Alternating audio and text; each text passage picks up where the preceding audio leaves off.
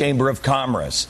He got reamed out by Senator Barbara Boxer, and then he reamed her out, and it was fantastic. It's like pudding. Watch. Let me talk to you. Yes, ma'am. This is friendly.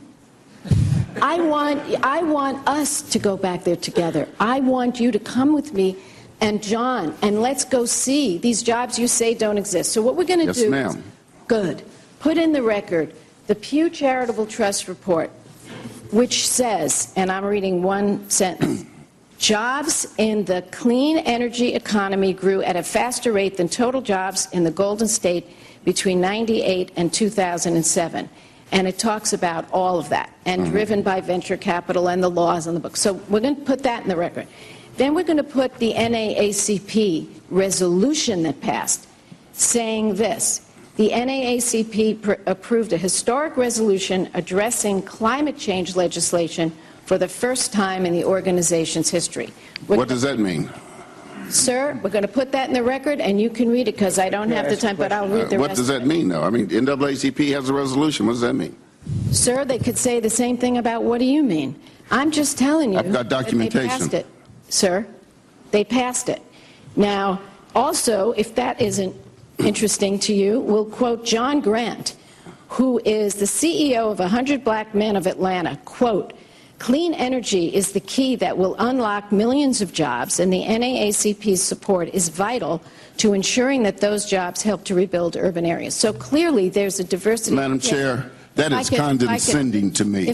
I'm the National Black Chamber of Commerce, and you're trying to put up some other black group to pit against me. If this gentleman were here, he would be proud that he was being quoted. He should have been invited. Just as he would be proud. It is condescending to me. Just so you know, he would be proud that you were here. He's proud, I'm sure, that I am quoting him. All that's condescending, and I don't like it. It's racial.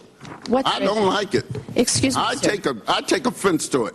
Okay. As an African American and a veteran of this country, I take offense to that. Offense at the fact that I would quote. You're quoting some other black man. Why don't you quote some other Asian or somebody? Well, I mean, you are being racial here. Okay, let me be clear. I think you're getting to a path here that's going to explode. I'm going to respond right now. I'm going to ask everyone to listen to what I said.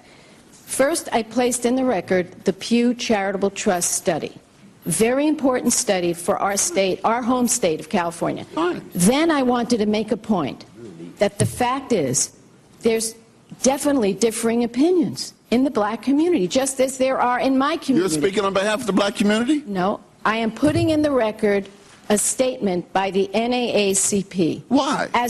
Because I think it is quite relevant. I understand the Pew, I think they're great leadership. The Pew study. But why are you doing the NAACP? Why are you doing the Colored People Association study with the Black Chamber of Commerce? I am trying to show the diversity of support that we have. We are referring to the experts, regardless of their color. And for someone to tell me, an African American, college-educated veteran of the United States Army, that I must contend with some other black group and put aside everything else in here, this has nothing to do with the NAACP and really has nothing to do with the National Black Chamber of Commerce. We're talking energy. And that road the chair went down, I think it's god-awful. Oh, you just don't see television like that very often. I told you can thank Dad for starting with dessert. Yes, you're welcome, America. I found that very rude. And, hey, wasn't she the same senator that just freaked out when Brigadier General Michael Walsh said, "Well, I don't know, ma'am"? Didn't she, go all crazy on him? Oh, yeah, we happen to have the tape. More pudding? Why has it been delayed? Ma'am, at the LACPR is... do me a favor. Could you say senator instead of ma'am? Yes, it's just a thing. I worked so hard to get that title, so I'd appreciate it. Yes, thank you. Yes, sir. Yeah. Don't ever call her ma'am. Even though that's the word, of respect that the military requires you to use. As we pointed out last month, you didn't hear Boxer calling Michael Walsh Brigadier General, did you? Oh, by the way, I checked. I went back to the videotape. Did you notice through the first playthrough that Harry Alford of the Black Chamber of Commerce called her ma'am too? Oh yeah, he did. Take a look.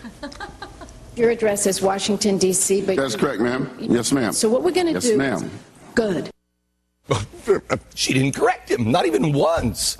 You see, it's almost like being called ma'am last month when she went crazy on him wasn't about being called ma'am, it was being called ma'am by a soldier. Now, I thought to myself, who would be the best guest to just savor this moment with me? We could get anybody. But I think syndicated columnist and author of the best-selling book, Guilty as Sin,